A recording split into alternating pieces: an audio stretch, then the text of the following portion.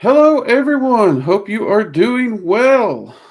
Um, let's see. We got a few people already in here showing up. Jade, good to see you. Um, man, my camera's framed weird this time. That's okay. No worries. Hope everybody's doing well today. Maria, good to see you as well. All right. So before we get started, everybody, do remember if you are here, we do have super chats if you just want to support the channel, or if you have a question, you can also use super chats. It'll flash it up on the screen because sometimes questions do get lost as we get into it and people ask more and more questions, which is always good. We love to have those conversations. But also, if you do a super chat of $5 or more, you're included into a weekly spell working that I do on Mondays for basic health, wealth, prosperity, and well-being. Okay, groovy. Got that out of the way. Um, all right. So, hope you guys have had a good weekend. I have. It has been busy around here. I'm actually getting ready for a um, camp out. I'm going to go on a few days out in the woods. Wife will be going with me. Hopefully, we're going to be also being able to shoot some of the outdoor series while I'm out there. I've got some pieces of gear and whatnot I'm wanting to um, talk about with you all, and some that I've promised to review, which was an interesting thing because I actually spent some time this weekend actually having to pack an outdoor camera bag. And that's a new experience for me. I love the outdoors. I've been outdoors a lot. Um, so,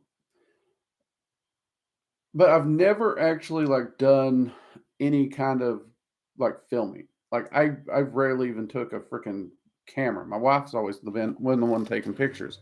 So that was an interesting experience because I was sitting there packing. I was getting everything ready for the camp. I was making sure I got my shelter, my bedding, everything that I'm going to need, all the different gear I'm going to be trying out and testing. And I was like, wait, how am I? Do I have enough batteries? Do I have this? It's like, oh my God, I've never actually had to think about this. So this is going to be fun. So when these outdoor videos start coming out, why, especially the ones when we're at the campsites, bear with me because I've never had to do this. This is a whole new learning curve. But I did designate a single bag to all my camera equipment, just easy as it is there. Um, but I am really looking forward to it. And then this week is just going to be crazy, crazy busy. We've got so much going on this week, so many different appointments I got to get to, so many check-ins, and it's going to be a crazy busy week. We'll see how that goes. All right. Brennan, welcome. Anthony, Immortal, good to see you. Maria, and Brennan asks me, da, da, da, da. We have an entire video on a walkthrough for a hailing ritual, Brennan. Pretty straightforward. Is there a hell? Well, that depends on how you mean the term. In the apocalyptic end of the world or Judo-Christian eternal damnation view of hell, no. Which actually in the Bible, the term hell and eternal punishment is actually not listed in there if you really go to look in there. Um, but, well, hold on. I'd have to double check that. I know that actually it says that the devil's not in hell in the Bible. So let me double check that one. But what I do know is that there is kind of a version of an afterlife for every individual belief system and even for those who have no beliefs. And you're more or less sorted into it based upon your morality and the belief system in which you're in. So, for example, in Norse mythology, you have Helheim. Helheim is the land of the dead. Is it the same as a Christian hell? No, it's not. Is there a place for those to be punished? Yes, there's a place for people to be punished, but it's not internal punishment. It's kind of a place where you pay for your crimes, and then you transition over to the normal Helheim style afterlife. And of course, then there's places of reward like Freya's Hall or Odin's Hall, which I think most people are aware of because Odin's Hall is Valhalla. And there's a lot of people who wouldn't want that reward, honestly. A lot of people think Valhalla is the Norse afterlife. It's not. It's a very specific small corner of it. And you see this in other religions too. A lot of religions have, like, well, in Greek, you have the Elysian fields, and you actually have Tartarus, and you have Hades.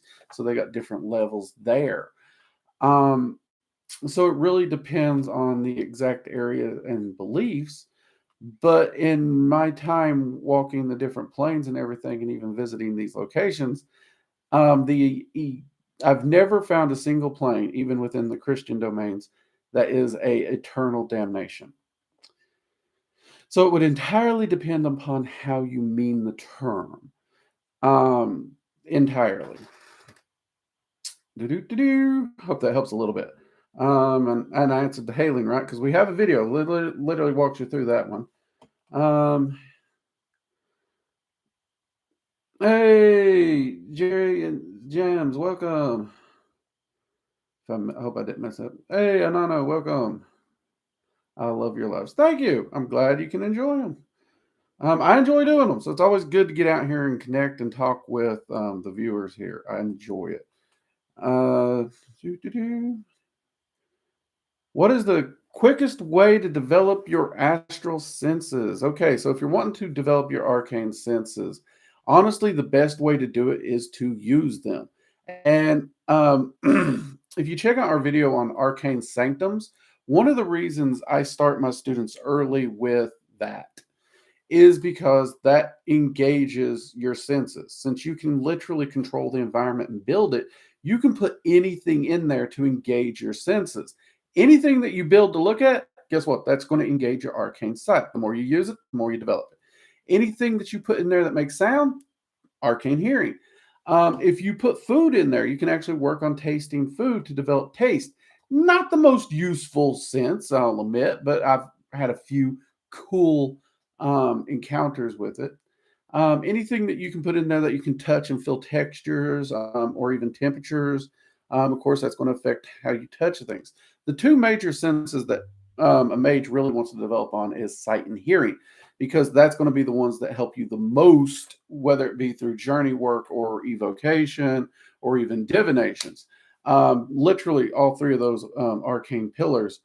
Those are the two that are going to need the develop the most. So those are the two I would recommend working on. But honestly, using them is the best way to do it, hands down. There's no like shortcut, turnkey, or anything like that. God knows, I wish there was. But it's just like, losing weight or building muscle. You got to get in the gym and do the work. And the more you do it, the more you develop. And since that sanctum allows you basically to create your own training program anytime you want, um, and literally adjust it to what you need, it is the easiest way. Now, obviously, there is the point where you want to transition from there and start doing other things that are outside that, so you can get further external confirmations. True, but just starting off ground base, that's the quickest way. Hope that helps. Okay, let's see. Karma, good to see you. Angela, good to see you. Mugs up. We have 17 here. Yeah, people, give us a thumbs up. It really helps the channel out, lets YouTube know you like what we do. And with more and more changes to the algorithm and YouTube policies, we need all the help we can get. Let's be honest. So give us a thumbs up, please. Let's see. Violet Star, good to see you. Welcome. Glad you can make it. Nanoman's Drake does have a free online course. I do. That is true too. I also have a arcane sight course, which it's called arcane sight, but honestly, the techniques can be used for all the arcane senses. And it is actually a free course over at workingdragonmystic.com, where you can find the courses and the school. So, is Baphomet real? He's as real as any other entity, which is philosophically debatable across the board. Because if you check out, I have a video actually on are entities real or subconscious or mental. That really breaks down that entire philosophical discussion. because we have no way to literally prove any of these, any of them. In fact, the current artwork we have of Baphomet is actually very modern, um, and it doesn't trace back very far at all. In fact, the first mention of Baphomet, if I remember correctly, comes from the Templars, but the actual artwork doesn't come until much, much, much later. And actually, the original artwork wasn't even associated with him, if I'm remembering correctly. I know a lot of people's been wanting me to do a video on that. I have a feeling when I do that video, though, if I stick to like the literal lore and everything, which is kind of what I want to do with it, I don't think a lot of people's gonna like it. But again, as real as any entity, because we have no way to prove or disprove one way or the other. That's just the way it works. For me, I actually started, and again, go watch that video. By all means, it's going to go into deeper detail than I can hear in a live stream. But I started my practice with the thought process that all entities were a part of our subconscious, and working with them was just pulling out a part of our subconscious and working with it and processing through things. Um, and you all know that I refer to myself as a faithless bastard. Um, and I really don't have faith. And I don't even view myself as spiritual. That's why I call what I've studied and the way I've developed the science of magic, because I actually look for repeatable results that I can get within my practice. Now, that being said, as the data came in and more data came in, I was seeing data that made me question the subconscious philosophy a bit more. And I started seeing things that really just didn't make sense that I or my subconscious could have known in some way. Um, so over time, I've slowly started leaning more and more to entities are real. They're external beings, and that's currently the camp I'm standing in. Will something happen that will shift me in camps again? Possibly. I never say anything for a definitive absolute, put a pin in it, I'm done. But for now, that's where I'm at. I cannot tell you what to think in your path or which philosophy is right for you. But check out that video. It'll help you a lot there. Immortal, what entity is the best for beginners to work with? Again, that's another one. Depends entirely on the individual. There's a lot of different entities that have different personalities, and different personalities benefit different people. Like, I have a lot of students that will say to me straight up, they wish they had met me early in their career or in their practice. Because there's just something about the way I present information, the way I'm no nonsense. It just really vibes with them, and they enjoy it, and they don't find me stressful at all. However, I got other students that literally and truly have started classes with me and quit because they can't stand my no nonsense. I don't take excuses. I don't, if you don't do your homework, I'm not going to let you skip classes. You either do the work or we're not moving forward. And because of that, they have actually quit taking classes with me, only to come back later and be like, okay, I've grown a little bit. Now I need that no nonsense. And then there's some people who, I'll be honest with you, I've pissed them off so bad, I doubt I'll ever see them again. I'm okay with that. That's me as a teacher, but entities are the same way. There are people who absolutely despise working with Odin. They will never work with Odin. Odin don't give a shit, and nor does any entity for that matter. Um, so do the research on the entity and try to find an entity that you feel you would get along with and reach out to them. If an entity reaches out to you, do some research on them. Go talk to them, see if you want to work with them. That's another thing. If an entity reaches out to you, that does not mean you will get along, and that does not mean you have to work with them. It's still your choice. You still have free choice. So the best entity to start with, it's a really, really broad general thing. And the simplest answer I might be able to give is look to common pantheons that are well known, easy to research. Those entities are usually used to dealing with humans and our goofiness, our stupidity, our stubbornness, all those little traits that humans have. Um, and I know it seems weird. You'd expect me to say dragons are the best. Dragons can be great entities to start with, but dragons aren't what you would call a flexible entity. Anyone who's studied dragon magic long enough knows dragons do things a certain way, and they really don't care about your opinion. If the only thing they care about is that multiversal balance. Will they help you? Will they teach you? Will they help you grow? Yes, absolutely. But they're not very flexible. Um, but by and large, I have found that their methodology and the way it lays out is pretty simple for most people to follow as long as they're willing to put in the work ethic. If you don't have a work ethic and you're worried about your feelings getting hurt, um, and and you don't like um, when an authority figure or a teacher um, is willing to tell you off, yell at you, or tell you where you effed up, dragons might not be the best road. Dragons aren't for everybody. Um, just like the Norse. I mean, the Norse are very accountability forward.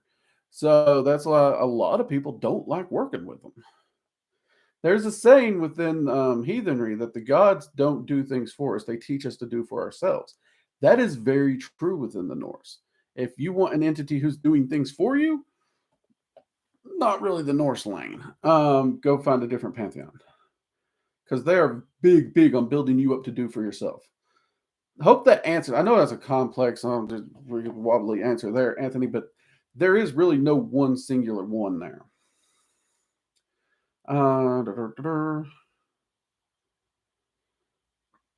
Let's see. Zila, do you believe in karma? I ask because that seems to be a very key concept in DJ. I do not believe in karma. In all my years on this earth, I have never seen one thing to make me believe in karma. Quite the opposite, actually. I have seen plenty, piles and mountains and mountains and mountains. Like you could feel the Mariana Trench and past the peaks of Everest once you break the surface of the ocean with the piles of examples of lack of karma that I've seen presented in this world. Many of you know that I do not agree with everything DJ Conway published. And, she had a very spiritual side to her. And I don't begrudge people with religion and spirituality. It's just not me. I do follow the data, though. And until I see even the smallest shred of karmic evidence, I am just not going to believe in it. That being said, I also know that, like, her dragon magic works, for example, were heavily forced to edit. She was not allowed to publish what she wanted to publish because just the way things were at the time of publishers, which was a pain. That's why she encouraged me to publish what I did. And I wish she was still around to see what we've done, because if I remember correctly, she passed away before we were able to publish Dragon Magic 101. I'm pretty sure of that, which that's a little heartbreaking for me. But yeah, me personally, I do not believe in karma, nor do I believe in the threefold law. With the exception, I do believe the threefold law is kind of a self-inflicted curse, because if you believe in the threefold law, if you live by that threefold law, you will literally put that upon yourself so that you're cursing yourself for it to happen. Good or bad, it's going to happen. And again, that's another thing that unless you take it and put it upon yourself, I've not seen that one pan out either. So I just follow the data. If you believe in karma, if you believe in the threefold law, nothing wrong with it. Everybody needs a moral compass of some kind. So with me, it's just more my honor, my respect, and my general views on people and stuff that kind of guides me. But yeah, I hope that answers your question a little bit there.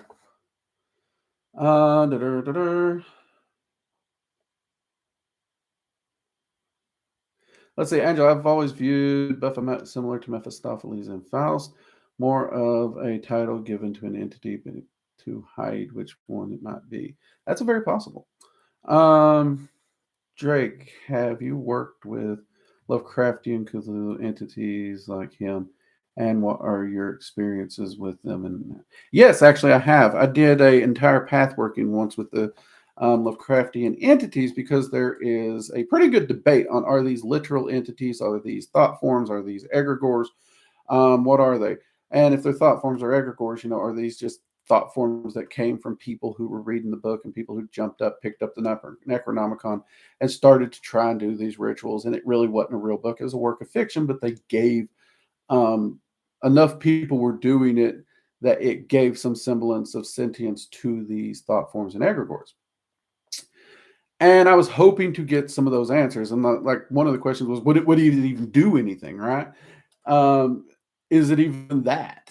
Um, and I did do some workings and I got some interesting results. Now, I will caution anyone who works with them because whether they're real entities or egregores, you're still dealing with an energy current that is entirely based around madness. You can't work within an energy current that its very foundation is madness without exposure to madness. So there's a reason people have issues when they work with it, especially long term exposure. Um, but in my research, me and the other magicians that were a part of it actually got some really fascinating results. And I still have those notes. I actually still have that journal. It's over here in the closet, actually. And I am hoping when I get free time, which I will admit, filming for the school and the channel, it's really cut into my private research a little. Um, so I've got more and more things I want to research stacking up, but that's also kind of a cool thing because I'm not going to get bored, am I? But that is one of the things I'm wanting to do another deep dive in, building off of what I've already tested. Because what I found is you can get results within it regardless as to whether I believe they are actual entities or egregores. That I'm still on the fence. Right now, I think I'm leaning more toward egregore, but I don't want to just say I think they're egregores because there was enough oddities in the path working that still has me questioning it. And that's what wants me to do a second pass. Take the notes and information I've already gathered and do that second pass, that deeper dive. And I've also been able to pull some more research and other things. Actually, this is something me and EA discussed potentially doing a discussion with him, me, and possibly some of the other admin for a roundtable on discussing these entities a little bit. Um, because I know he's had some experience, I think, with them, with the entities. I know he's had experience with some of the rituals and banishings within the Necronomicon specifically. I don't know directly with the entities, but I think he has. So that is it's something I want to go deeper into. But I also got to be cautious because I don't want to lose my damn mind. I got a family to consider also. Small, I adore Odin because he tells it like it is. But he still terrifies me, even though we have pretty good relationship. Thor is still so much sweeter than I expected him to be. Yeah, I like me and Odin. Just we get along. There is no filter with us. Neither of us have a filter. Neither of us have time to mince words. We're so freaking blunt all the time, and I love it.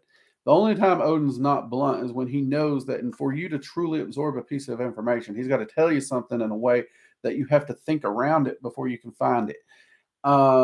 Which he does really well. He's really great at that. Um, but at the same time, you know that if he does that, that this is important.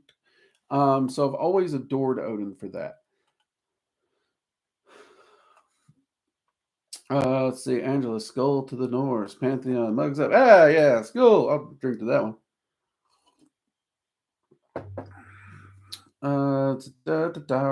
Also, do remember the super chats, people. We do have super chats with the recent readjustment and balance of the way YouTube monetizes. We could use some support. And with some of the changes, I'm actually wondering what's going to happen in the future. We'll see. And do remember, $5 or more super chat, you're entered into the weekly spell working for health, prosperity, well-being.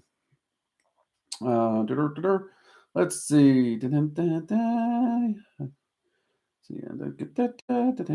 If someone loses one of her senses, does it make one of her other senses stronger? Well, are you talking about physical senses or arcane senses? Because your arcane senses don't lose. That's actually, you'd have to do something drastically stupid to do that.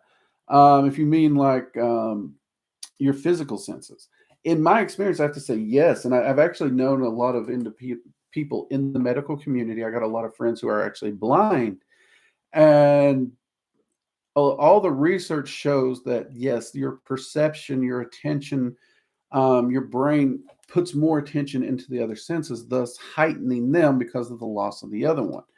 Um, and there was a period in time where um, I've lost use of my sight, and there was a period where I lost use of my hearing, not at the same time, luckily. Um, and I can say when I couldn't see, like I was picking up on sounds, like I pick up on sounds at a crazy level already. It drives my wife crazy. But like I was picking up on crap that was just like bizarre to me. And that was just for a very short period. So I don't see any way that a person who lost it permanently wouldn't have that same effect, and possibly even to a far greater extent. Um, but yeah, um, and I would have to say it is true. From all the medical professionals I've talked to, the individuals who um, don't have their sight, um, I would say it is. Um, is there a path working for Samuel? I'm sure there's one out there. I don't know of one personally. If you're asking if I'm going to do one personally, I want to. I want to. I got a lot of things that's on the to-do list, Scarlett, and a path working with Samuel is one of them. Um, of course, as I was reminded during the Gilded chat on Friday, I've been saying I'm trying to do a video on Lilith for God knows how long, but I work with these entities when I do those videos. And Lilith has made getting that video done tricksy. I know she's got a plan. I know she's got a reason. I'm okay with it, so I'm not going to get upset. But I would love to get a video on Lilith out as well as Samuel. And I do. I know Lilith is in the evocation course, and I want to say Samuel's in there also, because I want to say he agreed to be in the evocation course. So you could easily take the evocation course and actually do your own path working in there, because we actually do discuss path working in the evocation course as well. As to a specific path working, that's an actually interesting question, because like I did a recent question in the Gilded, and I put it even in the community tab. If you all would like to see a detailed path working available at the school for shadow work, like a true deep dive, intense shadow work, like the stuff I do twice a year, everybody absolutely agreed that would be definitely something to see. So I want to get to work on that. And then you saying this, like asking about the path working with Samuel, that raises a question. And let me all know here in the chat or in comments what you all think. Would you all like to see like more courses?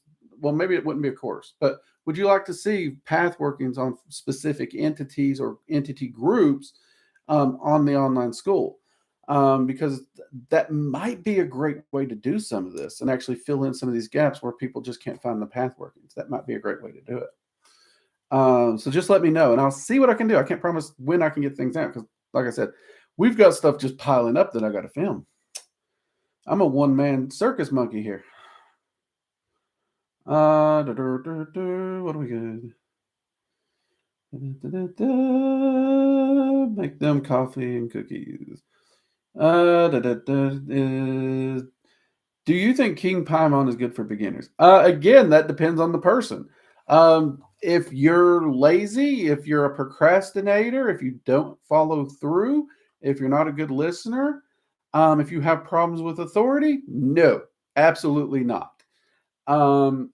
Absolutely not. King Pymon would not be a good beginner entity. In fact, I would stay away from any of the Goetic Kings for those exact reasons. However, if you're the opposite, if you are really a go-getter, you're very self-motivated, you hold yourself accountable, you throw yourself in, you do the work, he can be an amazing place to start. Personalities and habits in life matter. Now, that being said, there's also the school of thought, and I've heard magicians say this, so I'm just going to go ahead and throw this out there. If, for example, you're that person that would absolutely have the worst time working with Pymon, there's something to be said that you might get the most out of it. Would it be like grading yourself through rusty razor blades and glass, crawling 50 miles for just one little shot of water? Maybe. But would you grow and develop as a person, assuming you actually finished what you started? Yes. But so it also depends on what do you view as good place to start? Because honestly, most people, when they hit hard trials at the beginning, they never finish. Honestly, that's like 80% of people. If it's difficult at first, they don't finish.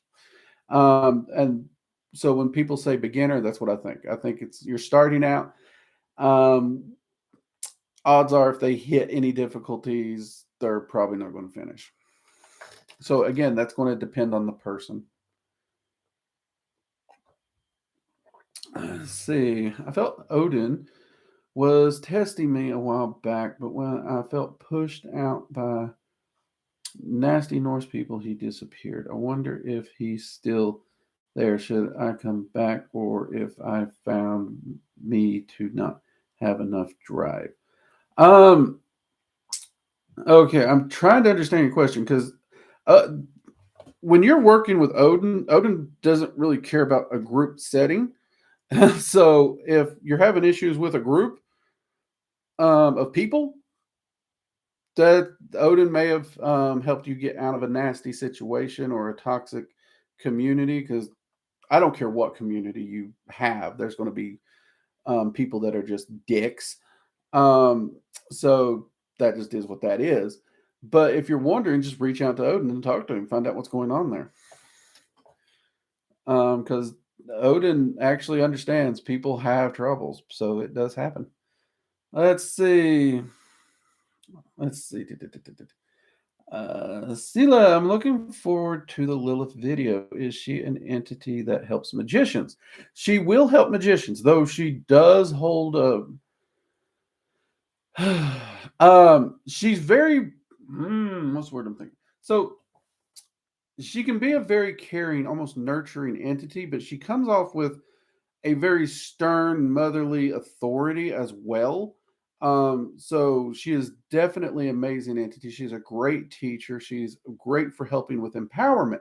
The problem is that like she doesn't really do a lot. Like if you've like just hit the wall, you're full on emotionally blasted, and you sit down and you're crying, she will stand over you and be like, "Are you done crying yet?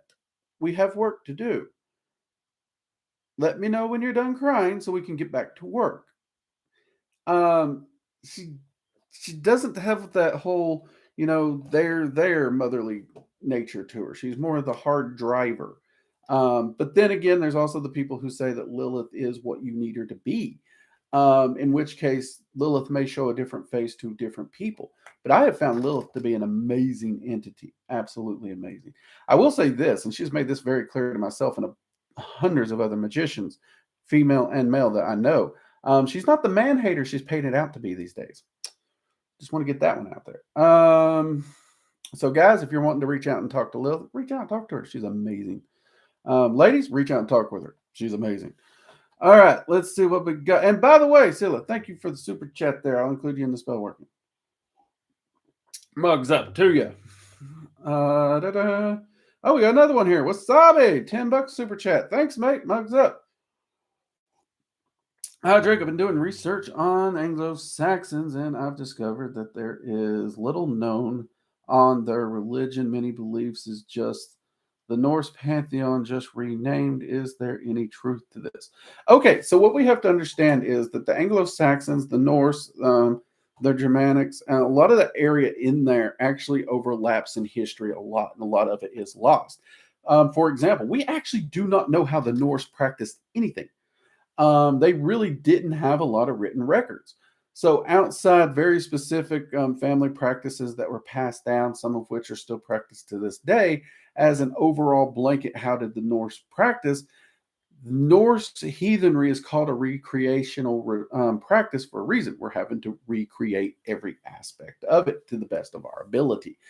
Within the Anglo-Saxons, you're seeing the same thing. Though they do seem to be very tied to druidry, but they're also seem heavily tied to shamanic practices. And those cultures traded, interacted, and warred back and forth so much that a lot of those practices overlap. Now, I'm no historian or archaeologist or anything of that, but it does make sense that that overlap would exist. Are they the same, just renamed? I don't know. I've worked with a few Anglo-Saxon entities. I didn't get a very Norse vibe off of them. But I know some people claim Woden as an Anglo-Saxon entity, and obviously we know Woden is another name for Odin. So in that case, that if I've not gone back and confirmed these are actual lines, these are this is something I was told. Let me make that clear. But let's say those two lines connect perfectly, then that would be a connection and an overlap. And it is very possible that any entity could present himself to two different people under two different names. Hell, Odin's a great example. Odin has many names and has wandered the world in many guises. Odin prefers to not be known. So there is a lot of possibilities there. Truth, when we talk about spiritual practices and religions, truth is in the eyes of the beholder. Um, and I'm probably not the best guy for religion because I I respect religion. I love religion. I know people who have religion and it does amazing things for them. I'm not religious. And I've studied a lot of theology in the past and I still find value in it. Like I can actually sit here and have a wonderful discussion on the value of the Bible and the wisdom and the teachings contained in there. And I can even make a case for how it's misinterpreted negatively, where and how the lessons are more positive than negative. But does that mean religiously I'm a Christian and I follow the Bible's teaching religiously? Nope. Um, I don't. I do view it very much as a book of wisdoms. But then I could say the same thing about history itself. History books can be viewed as books of wisdom because they teach us so much about what happened and the people and what they went through. And those lessons can be applied to our everyday life to better ourselves and even prevent making the same mistakes of our ancestors and our forefathers. So you got to take it for what you will as an individual. That's that's one of the reasons when it comes down to is there what's the best entity to start with? Does this entity really exist? There's no way to truly confirm the answer. Um, does religion exist? Well, to be honest, outside faith and a person who actually practices the religion, not really. I don't care what religion you are. To an atheist, it's a fictional story. And they're not wrong to have their belief that all religions are a fictional story. Just like no atheist who looks at me and says, "You're just some crazy redneck on the internet. You don't really do magic. Magic don't work. You're full of crap. You're lying to yourself." That's their opinion. They are welcome to it, and I respect it. Because their opinion and their view doesn't change my personal life. And even if they're absolutely correct, well, my practice, whatever it may be, even if it's hokey, let's say they're absolutely correct, somehow it's helping me get through my life better. So what I do works for me. That's kind of how I see it, mate.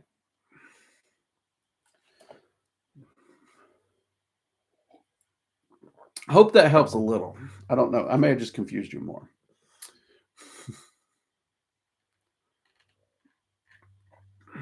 All right, where are we? But thank you for the super chat. That is amazing.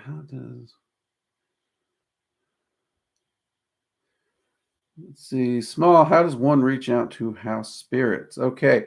Honestly, it depends on your practice. So, you could easily design a hailing rat to reach out to them, call to them, and ask them to reach out to you and commune with you during meditation. So you finish your hailing rat and then you do that.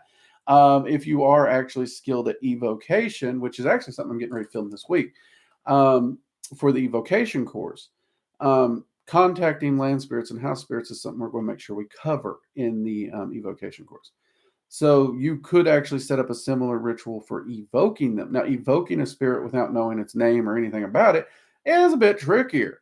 And it's a little bit more than I can go into here. But you would set it up in a quasi-similar way, inviting them into your space or into the space you're working so you can have that conversation. Um, but you also have to really, really have confidence in your arcane senses to make sure what you're getting is what you're getting and is accurate.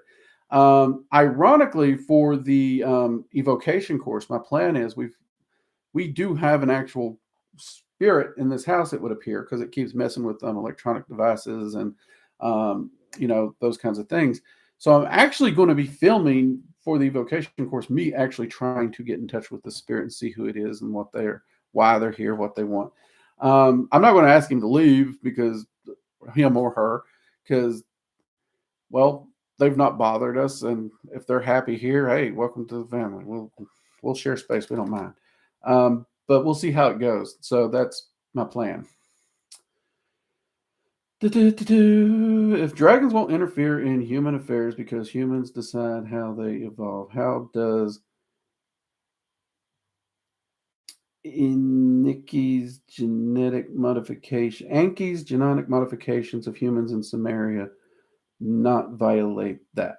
Well, that's assuming that Anki ever did those genetic modifications. Again, you're talking about something that we don't really have proof of, to be honest with you. So that's just the way that is.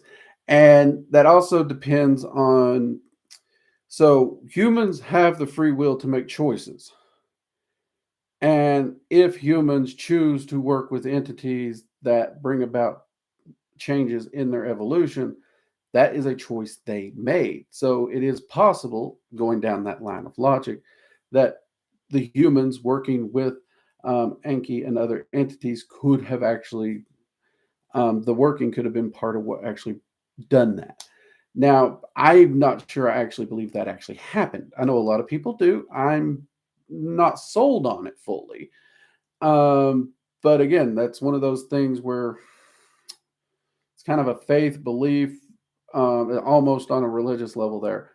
Um, and as far as Mesopotamia and Enki goes, I'll be honest, that's not one I've really sat down and spent a lot of time talking with the dragons about. And um, I'm trying to think if I've ever asked them about that particular subject, because again, it's not one that really that I don't know that I believe it happened. Uh, so I do have to wonder. I don't recall ever asking that question personally. And honestly, if it's not something I believe happened, I generally don't spend too much time asking questions about things I don't think ever happened. So that would be probable.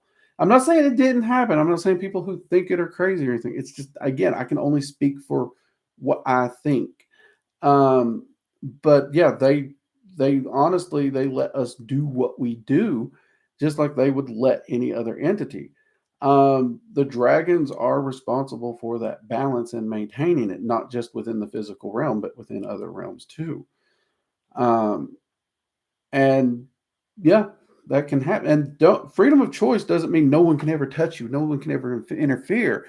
That's not what that means, because if you choose to work with the Norse entities, for example, perfect example, like we were talking about earlier, if you choose to work with a group of entities and those entities create a change in your life, regardless of if it's on a genetic level, you chose to work with them. You chose that path. That was your free will.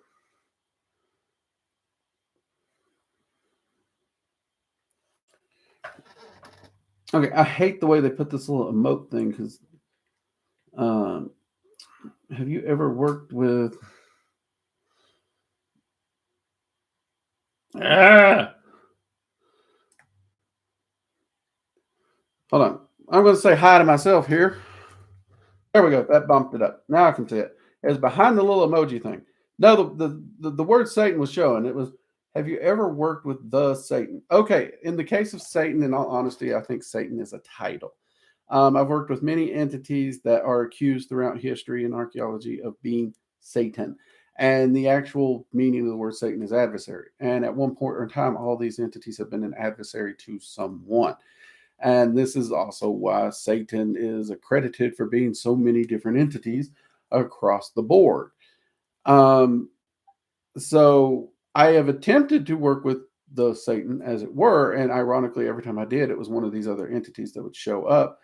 And that led me down that line of questioning to where yeah, at this point in time, I am convinced Satan is a title, not a specific entity. Um,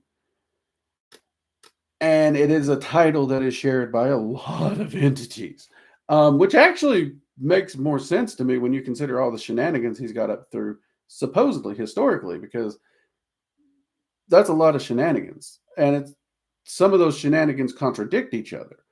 But if you look at the grouping of entities that may claim that title, then it suddenly starts to make more sense. Now, if you don't believe it's a title, that's fine and dandy with me. That don't bother me. I won't lose sleep. But that's just where my research has led me, if that makes any sense. Do I have an ETA for the evocation course? At this point in time, my ETA my hopeful ETA is still this fall to winter. That is my hopeful ETA if things don't go completely crazy. So, perfect point of example. The contacting home spirits. Like I do this reflexively. I know how to do it. I can sit down, I can do it. And I was like, all right, I'm going to do it. So I set the space up and everything. I got down, I got the camera, I shot the film, and I was getting ready to do it. And I realized a lot of my rituals, the way I do them, I don't know how to vocalize them in a way to explain them to someone else. And I was like, crap. So I spent all last week just banging my head on the desk trying to figure out how I take this thing that I do all the time and make it make sense when I record it and do it for you all. And I actually had my goddaughter on the phone. And it's like, all right, how about this? And she's like, that makes no sense. All right, scratch that. I went through like 7 or 8 iterations until finally it was late Friday. I finally got a format that I like. It makes sense. I kind of went with the hailing ritual, and it just hit me like a lightning bolt too, because I was going through some other notes that I'd been putting off because I've been spending all week on it. Y'all ever had that point where you work on something? The more you work on it, the further from solving it you get. Well, that's kind of what was happening. And the moment I turned away from it and like focused on something else, it's just like, boom, lightning strike. Figured it out. Wrote that down really fast. So I am filming it this week. So that kind of a delay I can't predict because you just don't know when you're going to just go brain blank. But luckily we solved that problem, and I'm hoping we don't hit too many of those. But I am still very, very hopeful for fall to winter of this year. That is my hopeful. That is not a promise of release date. Of course, YouTube channel members and Patreon members, you will get early access to the course. Okay, so if you are a channel member or Patreon member, you will get early access. Remember that. And if you're not yet, but you want early access, sign up now. Get in there. Also, it helps support the channel. And we do have a members only gilded now. And we have a gilded for just the general channel, but it doesn't get as like it's a bit more PG. The members only channel we can talk about a bit more things. And that's where all the members only like if I do a live stream or something, I make sure to post there. As well as the community tab and over at Patreon. But I've been told Patreon and YouTube don't always give notifications. So the idea of funneling everyone into the Gilded is everyone can join the conversation together there. And Gilded seems to be more reliable on notifications. Just so y'all know. In case somebody's wondering, like, well, I get notifications on Patreon. Why do I need that thing? That was the logic behind it. I didn't just do it because I got crazy one day. I don't think. I'm crazy every day, but not because of that. We actually had a reason. Is that a snail? Let's see. Other question. Do you believe aliens interfere with human affairs? Temple of the God. Do I believe aliens interfere with human affairs? Oh, that one's a tricky one. So I will say this. I do believe that, statistically speaking, it's unlikely we're the only rock floating around the galaxies or the physical universe with life on it. So I have to say aliens are out there somewhere. Do I think they meddle in human affairs? I find that one slightly harder to believe just because we're so freaking stupid. The only use I could see us being to aliens is like reality TV. That's about it. Um, Outside that, honestly, if I was an alien, I would treat this just like like the old. Um, there's a place down in Corn Creek, Kentucky. I mean, all you ever did was roll your windows up, floor it, and get through it as fast as you can. No one ever stops there. Um, and that's kind of the way I feel about Earth. Is if I was an alien, I would just roll the windows up, lock the doors, and speed past it. I wouldn't want anything to do with it. So that's kind of where I'm at on that. But at the same time, I've seen a lot of weird stuff, Skinwalker Ranch and other stuff. There's definitely unexplained things. But I try to take it with a bit more skepticism. Because I'm actually wanting valuable proof, I don't do faith. Like anytime you watch like Ancient Aliens or something like this, they walked in with their preconceived notions, and anything they find, they're just going to automatically make it fit their narrative. I hate that. So I don't know, mate. I don't. Do I think it's probable? Yeah, it's probable. I'd put it in the probable. It's possible, probable. But then again, there's a lot of things that I've had so many people email me, send me, and it's like, this is proof of aliens. And it's like, well, for one, this is easily edited. You can see that. Or B, you can prove that this event here is actually a natural event. And there are events that we can't figure out what it is, but just because we figure it out, does that make it aliens? That don't automatically make it aliens. It means we need to figure out what it is. So I am more in the skeptic camp. But I love those areas of research too, because they're just really freaking cool. And the part of me that loves answers, loves knowledge, will always pursue it. If something doesn't have an answer, rather than jump to a conclusion based on my preconceived notions or faith or what I want it to be, I want to find the answer. I love things that aren't answered because I want to find a real, tangible, provable answer. That's why I love it. I cannot accept, well, we've eliminated everybody else, so I'm just going to assume it's this. I can't accept that personally as a person. As a person, I can't accept that for anything. I hope that helps a little.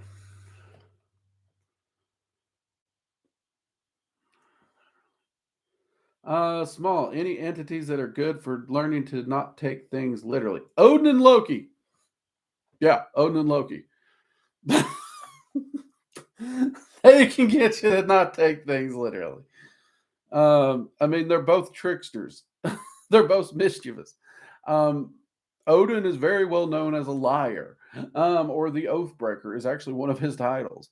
So trickery and subterfuge is all. I mean, Odin's read the Havamal. That's some of his favorite tactics. So yeah, both of them would be pretty good at that. Straight off the bat, those are the two that come to my mind. See, Immortal, was there a ghost encounter that scared you? Ghost encounter. Let me think on that one. I can't think of any actual ghost that's ever scared me. Like we were in a house and whatnot where we've actually saw objects move and get thrown. I've even been hit with one. It didn't bother me, but then growing up, my brother would have hit me harder than that when I was a kid. We were awful to each other, like brothers should be. But anyhow, so I can't say there's any like ghosts encounter that scared me or even made me fearful, particularly. And I don't know if that's because I'm stupid or what, because I've done some pretty stupid stuff that maybe I should have been scared of. Even the times I've been in swamps or in woods or whatnot with wild animals around me, animals don't scare me because I'm not afraid of something who it's their natural nature as a predator in the wild to do what they do. I understand them. That's why being in the woods doesn't bother me. I understand that environment. And I understand that when I step into it, I am part of that environment. That's why if a shark attacks a human, I don't blame the shark. It's the human who went into the water. Because newsflash, if you're on land, you're not going to get attacked by a shark. So if you enter their environment, if you enter into the environment of an apex predator, that's your responsibility. And that's kind of a mentality I take. That said, have I ever been scared on a paranormal investigation? Hell yeah. And it usually deals around clowns and dolls, usually. Like, one place I would love to get to where you might actually get me to spooked by a ghost is Doll Island. I have no doubt that that island will give me nightmares, but I still want to go because I want to know which would creep me out. The paranormal evidence for the first time, or would it be the dolls? Or, I mean, in my research and documentaries on that place, it could be a little bit of both because I'll be honest, if I'm sitting there in the dark, I'm doing my thing, I got my night vision, and I see a doll go, hello, that's it. I done need my brown pants and I'm out. That's it. We're done checking out. I'm not going to lie. That would bother me. I would need my brown pants for that one. At this time, though, a ghost specifically hasn't. It's usually been other things like how the place was set up, decorated, or whatnot. And that even goes for Waverly Hills. We've done a few overnights there. Spooky place, but it didn't bother me. Maybe it should. Maybe it should. Maybe I got a wire crossed. I don't know, but it didn't. But at the same time, like clowns and dolls, like I think I talked about this in the Fear and Self Mastery video, but it used to be very, very difficult for me to investigate a place with dolls just because they creep me out. But I have done it. And also, seriously, I've been down in basements where I walked into just like a mass of cobwebs and I went flying out of that basement like Ace Ventura when nature calls out of the bat cave. Just actually, that might be the first, if I remember right, this was the first time I shaved my head too. Or either that or I cut my long hair off to a shorter cut because I just couldn't get the feel of it out. Couldn't get the sensation.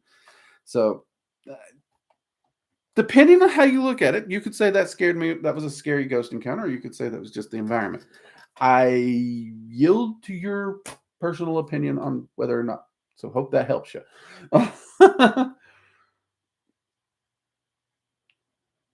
Let's see, Maria. Humans want to experiment on aliens, and I feel that aliens would want to do the same to us. They might. Not gonna lie. That's why I say anything's possible or probable. I don't try to shut anything down. I always keep an open mind. Many of you know I actually go over my own research to try and disprove my own research because I even question my own shit. I think that's how we grow as a person. I'm never done learning. I'm never done researching. I never think I've got it figured out. That's the reason I refuse to let anyone call me master. I despise that title. That will never be me. I'm going to continue to grow always. I want to go there. Waverly, Doll Island. If I go, Maria, I'll drag you along. I'm definitely taking Bornoldus with me. Yeah, definitely taking Bornoldus. I think he'd be fun. And Jade, because honestly, outside my wife, I think Jade helps me with working Dragon Mystic and make sure I know which ways which when I'm going half the time. I don't know what I'd do without Jade helping me out.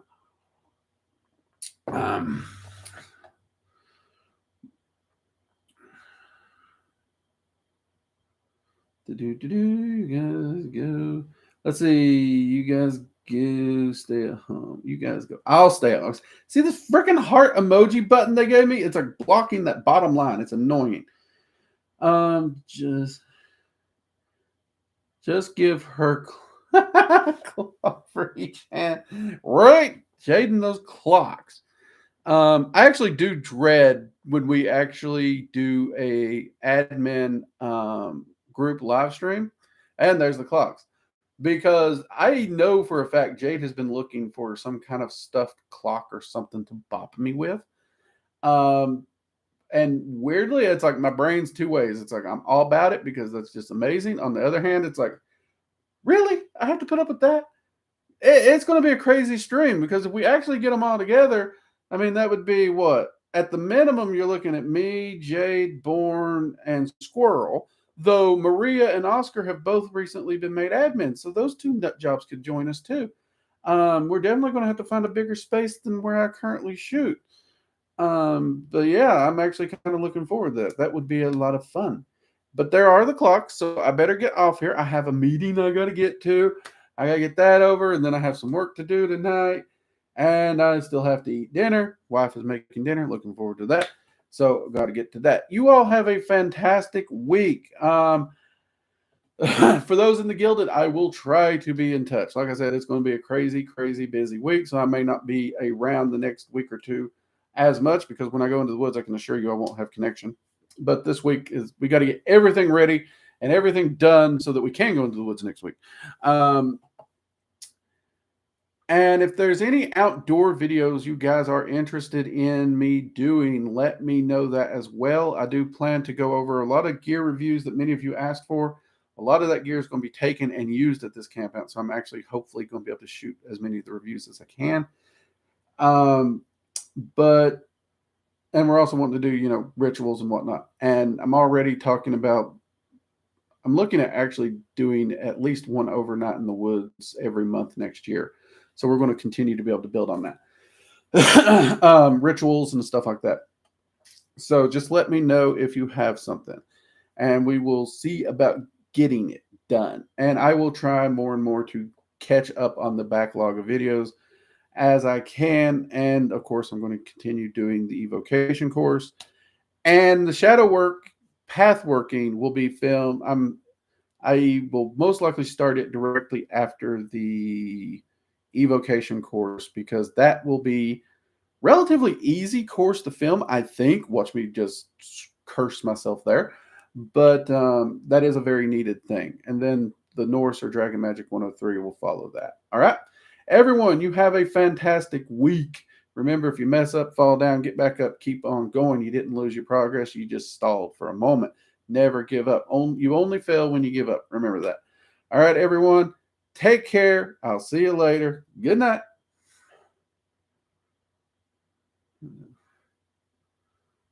Sprinkles and trumpet too.